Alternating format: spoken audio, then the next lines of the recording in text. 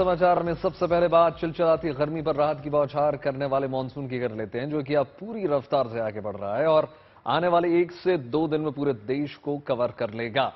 देखिए, इस बार मानसून की खास बात यह रही है कि मानसून दिल्ली और मुंबई एक साथ में पहुंचा है। थोड़ा अंतर होता था अमूमन। 62 साल बाद इतिहास दोहराया गया। इसके अलावा पहाड़ी इलाकों में भारी बारिश हो रही है लगातार और मौसम विभाग ने कह दिया है कि उत्तराखंड, हिमाचल प्रदेश और जम्मू कश्मीर में मानसून की वजह से तेज बारिश होगी।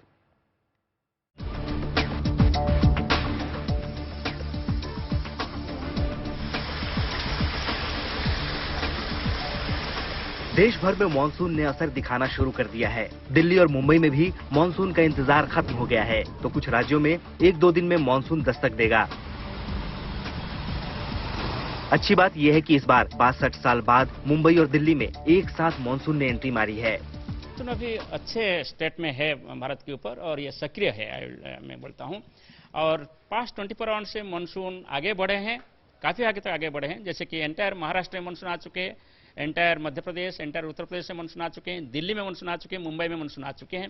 इसके साथ साथ हरियाणा के कुछ हिस्सा, पंजाब के कुछ हिस्सा, जम्मू डिवीजन का कुछ हिस्सा और गुजरात और राजस्थान के कुछ हिस्सा में मानसून आ चुके हैं। हमारा ये पूर्वानुमान है कि अगले 2 दिन में मानसून और फिर आगे बढ़ेगा ये एक्टिव कंडीशन के साथ। मुंबई में दिल्ली से लगभग 15 दिन पहले मानसून पहुंचता है, यानी 10 से 15 जून के बीच मुंबई में मानसून की बारिश होती है, जबकि दिल्ली में मानसून पहुंचने की सामान्य तारीख 30 जून है। ऐसे में मुंबई में जहां मानसून लगभग 2 हफ्ते की देरी से पहुंचा है, तो वहीं दिल्ली में मानसून की बारिश सामान्य से 5 दिन पहले ही हो गई। 21 जून 1961 के बाद ऐसा पहली बार हुआ है जब दिल्ली और मुंबई में एक ही दिन मानसून की एंट्री हुई है। दरअसल साल 1961 में एक ही दिन पूरे देश में मानसून की एंट्री हुई थी। उसके बाद ऐसा अद्भुत संयोग 62 साल बाद हुआ है। दिल्ली में मानसून ने सामान्य समय से पहले ही दस्तक दे दी है। जून खत्म होते होते लगभग पूरे भारत में मानसून पहुंच जाएगा। अगर बात दिल्ली एनसीआर की करें, आने वाली 1 जुलाई तक लगातार बारिश होने की संभावना मौसम विभाग ने जताई है। जब लो प्रेशर एरिया डेवलप होता है तो एंटायर मानसून कंडीशन को भी एक्टिव करा देता है। इनिशियली तो अभी इसका प्रभाव में ज्यादातर बारिश उड़ीसा, छत्तीसगढ़ वगैरह एरिया में हो रहा है और धीरे धीरे ये हैवी टू वेरी रेनफॉल जो हो रहा है इस एरिया में धीरे धीरे वेस्टवर्ड शिफ्ट होगा और छत्तीसगढ़ ईस्ट एमपी होते हैं, then west MP, then Rajasthan, Gujarat area में भी ये अच्छा बारिश कराएगा। इसलिए अगले 5 दिन तक जो मानसून का स्टेटस है देश में वो अच्छा रहने वाला है। धीमी शुरुआत के बाद मानसून तेजी से आगे बढ़ रहा है, जिसकी वजह से उत्तर पश्चिम क्षेत्र में एक निम्न दबाव का क्षेत्र, जिससे जहां मानसून नहीं पहुंचा है, आने वाले 2 दिनों के अंदर दस्तक देगा। बिहार के शेष हिस्सों, झारखंड, ओडिशा, छत्तीसगढ़ के कुछ हिस्सों, मध्य प्रदेश और उत्तराखंड में मानसून के आगे बढ़ने के लिए परिस्थितियां पूरी तरह अनुकूल हैं। तो उत्तर प्रदेश के कुछ हिस्सों, उत्तराखंड, हिमाचल प्रदेश, मध्य प्रदेश और विदर्भ के कुछ हिस्सों में मध्यम से भारी बारिश होने की उम्मीद है, जबकि पूर्वोत्तर भारत में तीव्र बारिश देखने को मिल सकती है। इसके अलावा पूर्वी भारत के कुछ हिस्सों के साथ साथ उत्तर पश्चिम भारत में भी अच्छी बारिश होने की संभावना है। अनामिका गौड़ के साथ Santosh Mehra, Delhi, good news today. तो जैसे कि आपने देखा कि मानसून ने रफ्तार पकड़ ली है और मानसून के एंट्री के साथ ही देश के कुछ हिस्सों में भारी बारिश हो रही है। भारी बारिश को देखते हुए मौसम विभाग ने उत्तराखंड में रेड अलर्ट और हिमाचल प्रदेश के लिए ऑरेंज अलर्ट जारी कर दिया है। देखिए, हिमाचल के मंडी में बादल फटने की तस्वीरें सामने आई हैं। घटना बागी पराशर की है। बादल फटने के बाद मिट्टी, पानी, पत्थर और भारी मलबा जगह जगह फैल गया है। तस्वीरों में ऊपर से आ रहा पानी का तेज बहाव साफ देखा जा सकता है। बागी के सरकारी स्कूल में भी पानी भर गया है। फ्लैश की वजह से सभी सड़कों को बंद कर दिया गया है। चंबा के विद्यार्थियों की एक बस और काफी वाहन फंस गए हैं। NH3 पूरी तरीके से बंद हो गया है। वहीं मंडी में बलहन घाटी के नागचला इलाके में एक शख्स अपने खेत पर पहुंचा ही था कि अचानक बादल फटने से आई बाढ़ में वो फंस गया। खेत में काफी ज्यादा पानी भर गया। पुलिस और दमकल विभाग की टीम ने गांव वालों के साथ मिलकर करीब 3 घंटे की जद्दोजहद के बाद किसान को सैलाब में से बाहर निकाला। रेस्क्यू ऑपरेशन करीब 3 घंटे तक चला। तो जैसे हमने आपको दिखाया कि मानसून ने पूरी तरीके से रफ्तार पकड़ ली है, लेकिन उसके वजह से कई इलाकों में बादल भी फटे हैं, जिस वजह से तमाम तस्वीरें सामने आ रही हैं।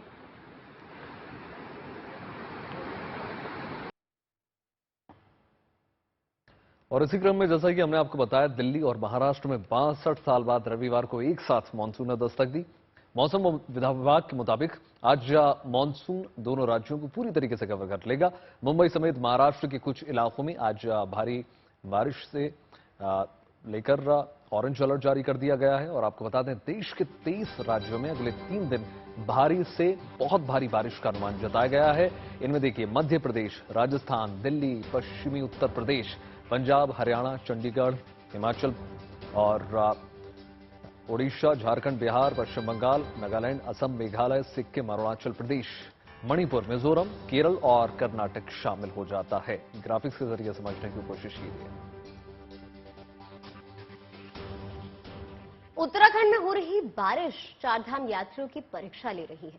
देखिए, केदारनाथ धाम की तरफ जाने वाले पैदल मार्ग पर कई यात्री फंस गए थे, जिन्हें वहां तैनात जवानों ने सुरक्षित ठिकानों तक पहुंचा दिया। जम्मू कश्मीर के पुंछ में भी उफनती लहरों में फंसे एक आदमी को बचाया गया।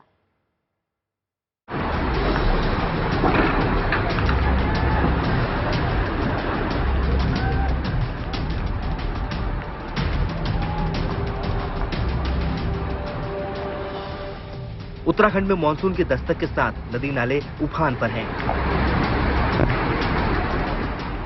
आलम यह है कि केदारनाथ पैदल यात्रा मार्ग पर जगह जगह झरने फूट गए हैं। एक जगह तो पहाड़ से बड़े झरने की तरह पानी बहता दिखा।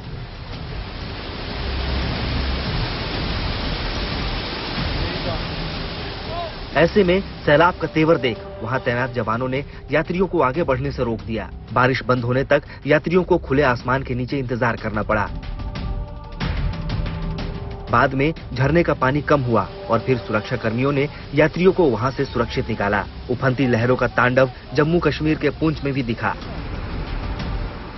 भारी बारिश के बाद वहां के हरनी नाले में बाढ़ जैसे हालात बन गए। पानी के हाहाकारी रौद्र रूप के बीच एक आदमी फंस गया, जिसे बचाने के लिए इलाके के लोगों ने रेस्क्यू ऑपरेशन चलाया।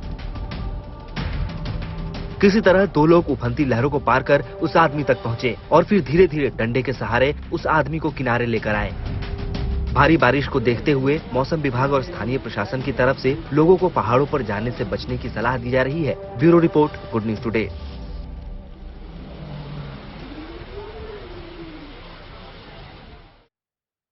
देखिए, घटनाएं तमाम निकल कर आ रही हैं। हरियाणा के पंचकूला में नदी में अचानक आए पानी के तेज बहाव में लोगों की फंसने की घटनाएं निकलकर सामने आई।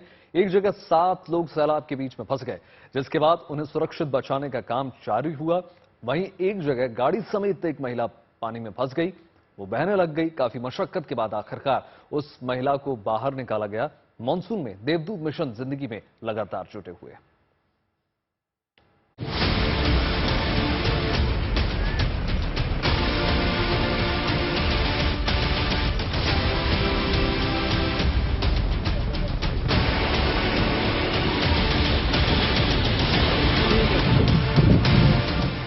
मानसून के दस्तक देने के साथ ही जीवन रक्षकों की मशक्कत भी शुरू हो गई है। भारी बारिश के बाद पंचकूला में घग्गर नदी उफनने लगी।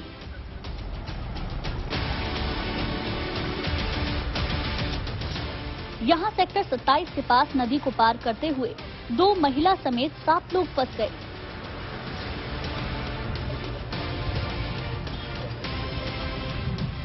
मुश्किल में फंसे लोगों की जानकारी मिलते ही आनन फानन में पुलिस और एनडीआरएफ की टीम मौके पर पहुंची और इसके बाद शुरू हो गई फंसे लोगों को बचाने की कवायद।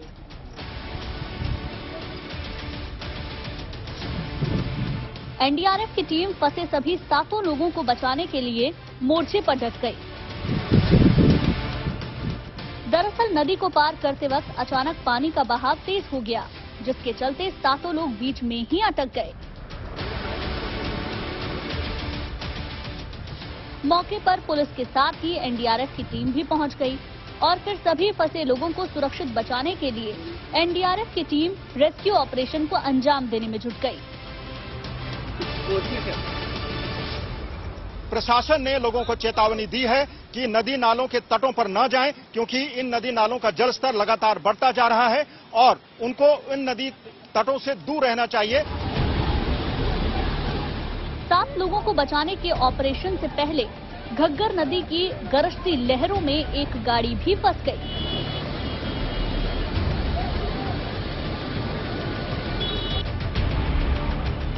लहरों के बीच फंसी इस गाड़ी में एक महिला भी मौजूद थी। बताया गया है कि नदी के किनारे ये गाड़ी खड़ी की गई थी, लेकिन अचानक से पानी का बहाव तेज हो गया, जिसके चलते ये नदी में बह गई।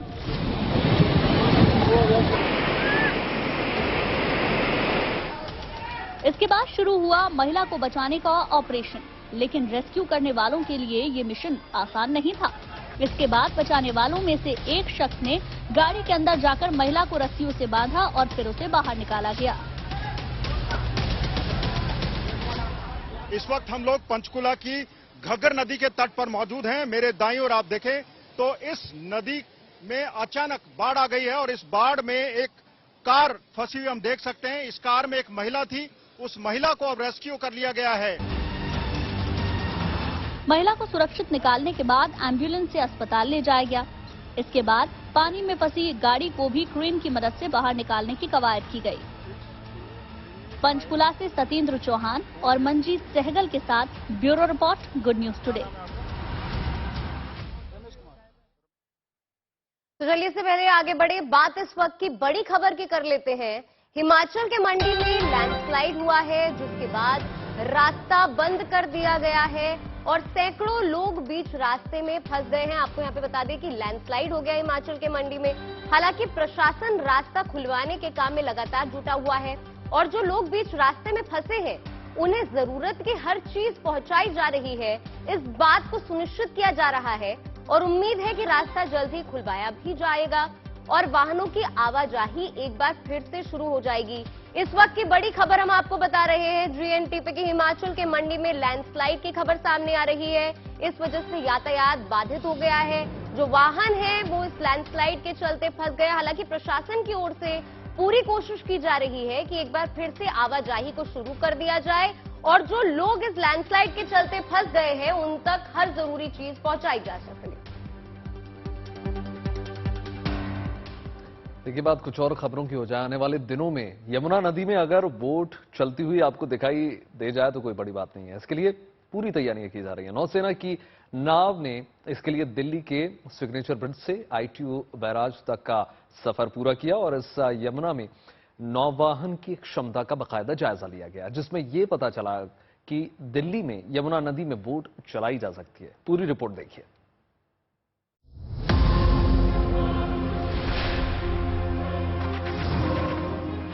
यमुना नदी को साफ करने और यमुना नदी में बोट चलाने की क्षमता को परखने के लिए नौसेना ने पहल की है। इसलिए दिल्ली में नौसेना की बोट 12 सिंघा को लाया गया है।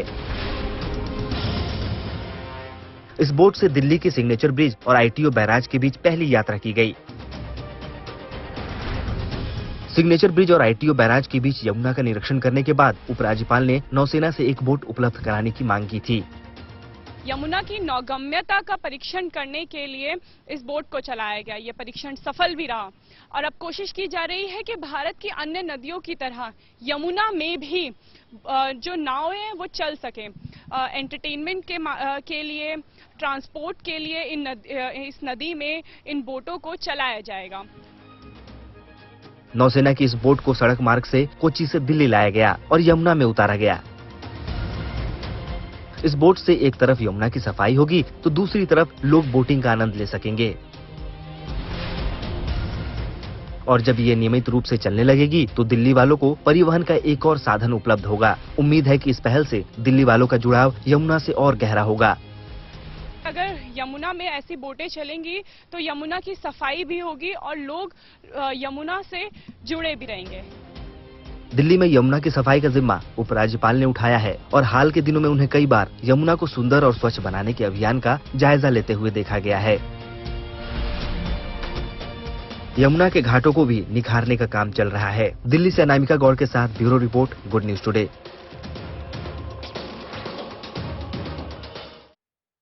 अब आगे बढ़ते हैं और बात झीलों की नगरी उदयपुर की कर लेते हैं, जिसे पर्यटन की बड़ी सौगात मिली है। देखिए, उदयपुर के ऑक्सीजन हब गुलाब बाग में CNG से संचालित देश की पहली टॉय ट्रेन की शुरुआत हो गई है। असम के गवर्नर गुलाब चंद कटारिया ने महाराणा प्रताप एक्सप्रेस को हरी झंडी दिखाई। राज्यपाल गुलाब चंद कटारिया ने पर्यटकों के साथ खुद भी इस टॉय ट्रेन की सवारी की, उसका लुत्फ उठाया। 3 कोच वाली ट्रेन में 150 सैलानियों के बैठने की व्यवस्था है। 150 सैलानी की कैपेसिटी है। दरअसल 10 साल से बंद पड़ी टॉय ट्रेन को एक बार फिर से शुरू किया गया है।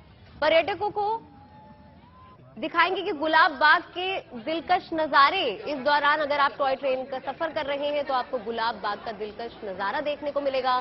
टॉय ट्रेन के जरिए उदयपुर में पर्यटन को इससे काफी ज्यादा बढ़ावा भी मिलने वाला है। देखिए, जंगल और गुलाब बाग की सैर अब आप इस टॉय ट्रेन के जरिए कर पाएंगे। तो झीलों की नगरी कहा जाता है उदयपुर को, और अब पर्यटन के लिहाज से वाकई एक बड़ी खबर है।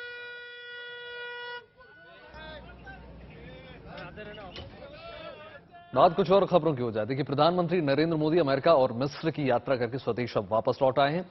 दिल्ली एयरपोर्ट पर बीजेपी अध्यक्ष जेपी नड्डा ने प्रधानमंत्री मोदी का स्वागत जबरदस्त तरीके से किया। इस मौके पर दिल्ली के कई सांसद भी वहां पर मौजूद रहे। अमेरिकी राष्ट्रपति जो बाइडेन के निमंत्रण पर यूएस के 3 दिनों के दौरे पर शनिवार को प्रधानमंत्री मिस्र पहुंचे और इसके बाद से पहले अमेरिका यात्रा के दौरान दोनों देशों के बीच कई अहम समझौते भी हुए। ये विजिट काफी अहम था क्योंकि ये विजिट स्टेट विजिट था।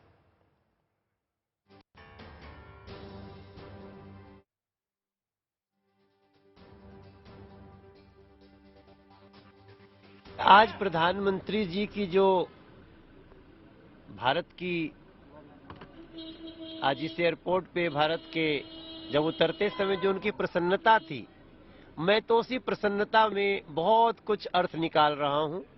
उन्होंने हमारे राष्ट्रीय अध्यक्ष जी से, हमारे प्रदेश अध्यक्ष जी से और सभी सांसदों से आराम से, मुझे लगता है कि एक एक 1.5 मिनट सबसे बात करी और बड़ी प्रसन्नता के साथ उन्होंने पूछा कि यहाँ कैसा है। उनको राष्ट्रीय अध्यक्ष जी ने बताया कि यहाँ हम आपके 9 साल के कार्यों का हिसाब किताब दे रहे हैं और आप जो गौरव बढ़ा करके आए हैं उसका भारत की गली गली में बहुत शोहरत है और हम उसके लिए प्रणाम। हमने बधाई दी, हमने बोला साहब जी छा गए आप दुनिया की यानी कैनवस पे। तो जितनी बार स्टैंडिंग ओवेशन में बहुत सारी फीलिंग्स थी, लेकिन छोटी और संक्षेप मुलाकात थी। बात तो ये थी कि मेरा पिया घर आया, घड़ियाली देव निकालनी, मेरा पिया घर आया। भारत के प्रधानमंत्री नरेंद्र मोदी राष्ट्रपति जो बाइडेन की राजकीय निमंत्रण पर अमेरिका के दौरे पर रहे। इस दौरान दोनों नेताओं के बीच कई महत्वपूर्ण मुद्दों पर बातचीत हुई, वार्ता हुई। वहीं कल यानी रविवार को अमेरिकी राष्ट्रपति जो बाइडेन ने ट्विटर पर अमेरिका और भारत की दोस्ती को लेकर एक वीडियो भी साझा किया। इस वीडियो को पोस्ट करते हुए उन्होंने कैप्शन में लिखा, अमेरिका और भारत के बीच की दोस्ती दुनिया में सबसे अहम है। अमेरिका के राष्ट्रपति जो बाइडेन ने आगे लिखते हुए कहा कि हमारी दोस्ती पहले से कई ज्यादा मजबूत, करीबी और अधिक गतिशील है। जो बाइडेन के पोस्ट पर प्रधानमंत्री नरेंद्र मोदी का भी जवाब आया, उन्होंने इस पर रिप्लाई किया। पीएम मोदी ने कहा कि भारत और अमेरिका की दोस्ती दुनिया की भलाई के लिए एक शक्ति है और ये धरती को बेहतर जरूर बनाएगी। And in each of our countries, but which remain so vital to the success of each of our nations. Press freedom, religious freedom, tolerance, diversity. The bottom line is simple. शानदार खबर आपको दे दें। देखिए, गणपति उत्सव पर इस बार भक्तों को रेलवे की तरफ से मिलने वाला है बड़ा तोहफा। सेंट्रल रेलवे ने इस खास मौके के लिए 156 विशेष गणपति ट्रेनें चलाने का फैसला कर दिया है। भक्तों के लिए यह सुविधा पूरे सितंबर महीने तक जारी रहेगी। टिकटों की बुकिंग का काम जो है 27 जून से ही शुरू हो रहा है। भक्तों को अपने आराध्य की भक्ति में कोई बाधा ना आ सके, इसका पूरा बाकायदा ख्याल रखा गया है और हर सुविधा देने की कोशिश की गई है। तो ये शानदार खबर। तो चलिए आगे बढ़ते हैं और बात करते हैं केंद्र शासित प्रदेश लद्दाख की। देखिए, लद्दाख में इन दिनों सिंधु दर्शन उत्सव की धूम मची हुई है। वहां सिंधु नदी के दीदार के लिए बड़ी संख्या में लोग पहुंच रहे हैं। रोजाना कई सांस्कृतिक कार्यक्रम का आयोजन किया जा रहा है। देखिए, हर साल जून के महीने में ये उत्सव मनाया जाता है, जिसमें सिंधु समुदाय के लोग भी बड़ी संख्या में हिस्सा लेते हैं।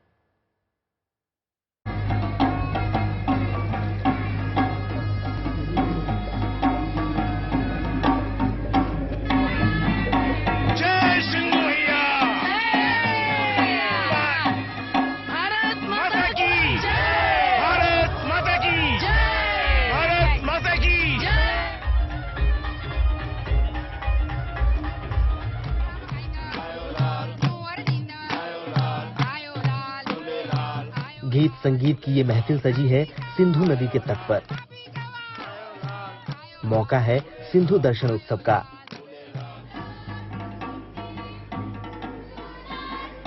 लद्दाख में सिंधु नदी के तट पर हर साल जून के महीने में सिंधु दर्शन उत्सव का आयोजन किया जाता है, जो सिंधु नदी के तट पर सभ्यता और संस्कृति के संगम को दर्शाता है। लद्दाख का ये उत्सव भगवान तथागत बुद्ध का करुणा और मैत्री के संदेश का उत्सव है। इसी के साथ साथ आपो दीपो भव का उत्सव है। यही वजह है कि इस उत्सव में शामिल होने के लिए देश के अलग अलग राज्यों से लोग पहुंचते हैं। हमारी यात्रा शुरू हुई थी, हम उज्जैन से कुरुक्षेत्र पर आए। कुरुक्षेत्र से होते हुए हम लोग बीच में हमने क्या क्या किया था, हमने केलांग किया। केलांग के बाद में हम यहाँ से मनाली गए। मनाली से होते हुए हम यहाँ लेह आए हैं और लेह से हमने यहाँ के पेंगोंग झील का जो एक मजा लिया, आनंद लिया। आस्था बहुत इम्पोर्टेंट पार्ट है और आजकल यूथ में आस्था दिन ब दिन बढ़ती ही जा रही है। जैसे कि सिंधु में है, सिंधु नदी, हम इतने मतलब यूथ कम जा रहे हैं आस्था के प्रति, पर जैसे जैसे ये ऑर्गेनाइजेशन में हम आ रहे हैं, हमारे दिन ब दिन आस्था बढ़ती जा रही है, महत्वपूर्ण बढ़ता जा रहा है इंडिया का।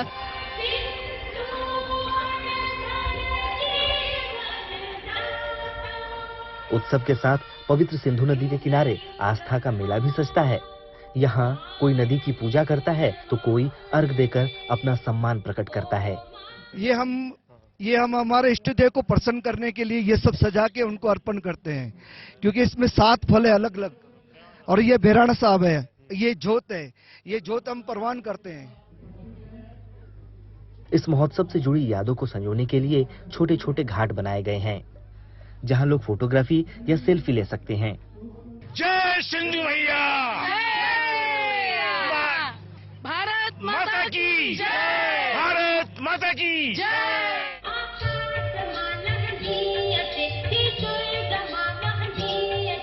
यहाँ कई तरह के सांस्कृतिक कार्यक्रम आयोजित किए जाते हैं, जहाँ लोक कलाकार अपना हुनर दिखाते हैं।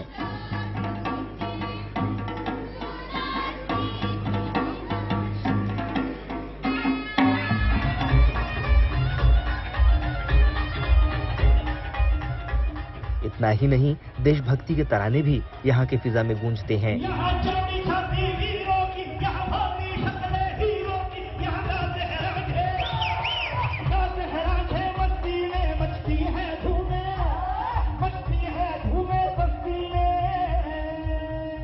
तेईस जून शुक्रवार को शुरू हुआ ये रंगारंग उत्सव 27 जून यानी मंगलवार को समाप्त होगा।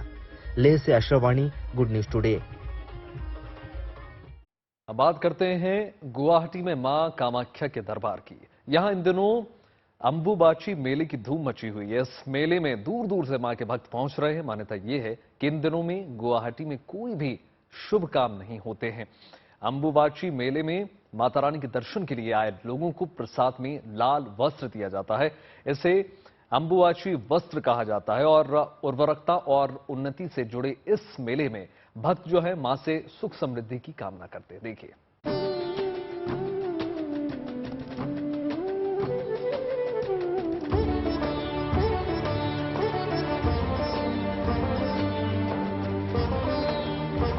साधु संतों का जमावड़ा, सरोवर में दिव्य स्नान। ये नजारा है मां कामाख्या के पवित्र धाम का।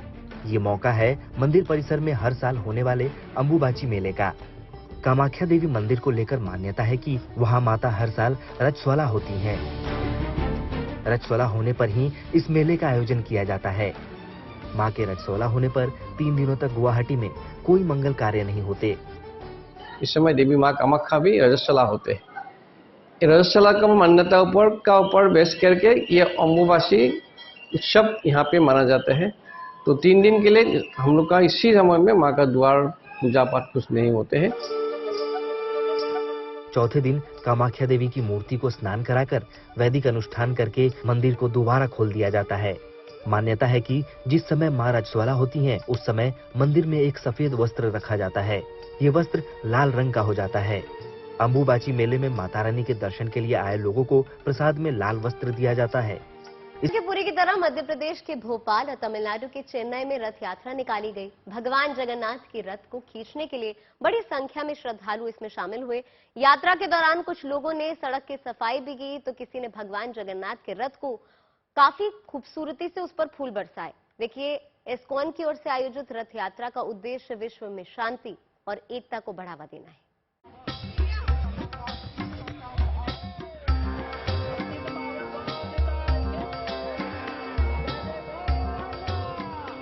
भोपाल में भगवान जगन्नाथ की रथ यात्रा का भव्य आयोजन किया गया।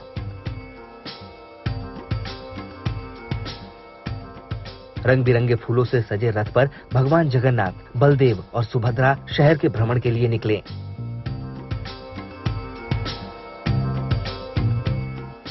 उनके भव्य रथ को कई क्विंटल फूलों से सजाया गया। जहां जहां से रथ यात्रा गुजरी, लोगों ने फूल बरसाकर उनका स्वागत किया। यात्रा में बड़ी संख्या में विदेशी श्रद्धालु भी शामिल हुए और भगवान जगन्नाथ का रथ खींचा। आते जाते लोग भी पुण्य कमाने के लिए रथ को खींचते नजर आए, जबकि कुछ लोगों ने भगवान जगन्नाथ की रथ यात्रा से पहले सड़क की सफाई की। हर साल हम इसी तरह मतलब खुशी से ये जोरों शोरों से ये त्योहार मनाते हैं और देख रहे हैं आप लोग की पब्लिक कैसे दीवानी हो रही है। हम लोग बहुत खुश हैं कि हमें यात्रा का मौका मिला। हरे कृष्ण। इसी तरह हर साल जगन्नाथ यात्रा बहुत ही उत्साह के साथ मनाते हैं। जगन्नाथ रथ यात्रा निकालते हैं। जगन्नाथ जी की जय। हरे कृष्ण। यहाँ की एनर्जी, यहाँ का एनवायरनमेंट और स्पेशली जगन्नाथ की यात्रा में शामिल है, उनकी पदरज मिलेगी हमें, उनकी रस्सी हम पकड़े हैं, बस यही सब एक्साइटमेंट है। चारों तरफ भक्तिमय माहौल में कोई तिलक लगवाता नजर आया तो कोई माथा टेकता दिखा। चेन्नई में भी भगवान जगन्नाथ अपने भाई बलराम और बहन सुभद्रा के साथ नगर भ्रमण के लिए निकले। फूलों से सजे रथ पर सवार होकर भगवान अपने भक्तों से मिलने के लिए पहुंचे। दोनों शहरों में इस्कॉन की तरफ से रथ यात्रा का आयोजन किया गया। Bureau report, good news today. कहते हैं जिंदगी दिनों की कैलकुलेशन नहीं है, बल्कि जिंदा दिली का सफर है, और इसे सही साबित कर रहे हैं वाराणसी के रहने वाले अरविंद पांडे। वायलिन बजाते अरविंद पांडे को देखकर कोई नहीं कह सकता कि ये कैंसर से लगातार जूझ रहे हैं। अरविंद पांडे की इच्छा भी थी कि एक बार किसी कार्यक्रम में लोगों के सामने अपनी कला का वो प्रदर्शन करें, तो उनको मौका भी मिल गया। अरविंद पांडे ने महामना मालवीय कैंसर संस्थान सुंदरपुर में अपनी परफॉर्मेंस देकर मरीजों का हौसला बढ़ाया। संगीत के शिक्षक अरविंद पांडे अब तक 100 से ज्यादा बच्चों को वायलिन सिखा चुके हैं, और उनके इस जज्बे को देखकर लोगों में जिंदा दिली की और जिंदगी की एक नई धुन जाग जाती है। अरविंद लोगों के लिए प्रेरणा स्रोत जरूर बन गए हैं, क्योंकि परिस्थितियां कैसी भी आ सकती हैं, लेकिन आपको जीना कैसे है, किस पॉजिटिविटी के साथ जीना है, यही मूल मंत्र देने की कोशिश। आज अंतर्राष्ट्रीय नशा निषेध दिवस है। दुनिया भर में नशीली दवाओं का सेवन करने वालों की संख्या देखिए दिन प्रतिदिन बढ़ रही है। लोगों में जागरूकता लाने के उद्देश्य से दुनिया भर में हर साल 26 जून को अंतर्राष्ट्रीय नशा निषेध दिवस मनाया जाता है। इसका मकसद होता है कि लोगों को नशे से मुक्त कराना और नशे के प्रति जागरूकता लाना। लेकिन नशीली दवाओं के दुरुपयोग और अवैध तस्करी के खिलाफ दिल्ली के इंडिया गेट पर वॉकथॉन आयोजित किया गया। इसमें सैकड़ों की संख्या में लोगों ने दौड़ लगाकर नशा मुक्ति के खिलाफ एकजुटता दिखाई। तो हरियाणा में युवाओं को नशे से दूर रखने के लिए अंबाला पुलिस ने शानदार पहल की। इसके तहत ऑर्केस्ट्रा प्रोग्राम का आयोजन किया गया। इसमें हजारों युवा शामिल हुए। कलाकारों ने अपने परफॉर्मेंस से सबको नशे से दूर रहने का संदेश दिया। उधर हिमाचल में हिमाचल प्रदेश पुलिस ने नशाखोरी के खिलाफ हाफ मैराथन का आयोजन किया।